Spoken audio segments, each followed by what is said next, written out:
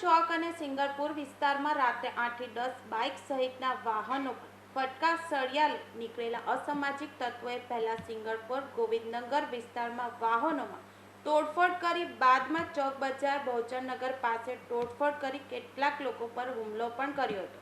અસામાજિક તત્વોએ 20થી વધુ વાહનોને નિશાન બનાવી આતંક મચાવતા ચોક અને સિંગરપુર પોલીસનો મોટો કાફલો ખડકી દેવામાં આવ્યો હતો. વાહનોમાં તોડફોડ કરી ટપોરીઓએ આતંક મચાવતા લોકોમાં દહેશત ફેલાઈ હતી. સિંગરપુરના ગોવિંદનગરમાં ડીજેમાં થયેલા ઝઘડાની અદાવતમાં વેડ રોડ બહુચરનગરના માથાભારે તત્વો બેફામ બન્યા હતા. રાત્રે 9 વાગ્યે ગોવિંદનગરથી લઈને બહુચરનગર સુધી રોડ અને સોસાયટીમાં પાર્ક થયેલા વાહનોનો ખુરદો બોલાવ્યો હતો. મહિલા બુટલેગરના સાગરીતોની ફિલ્મી સ્ટાઇલમાં ધમાલથી લોકો દંગ રહી ગયા હતા. તલવાર સહિતના ઘાતક હથિયારો સાથે આવેલા માથાભારે તત્વોએ કાર અને બાઇક મળી 10 જેટલા વાહનોની તોડફોડ કરી.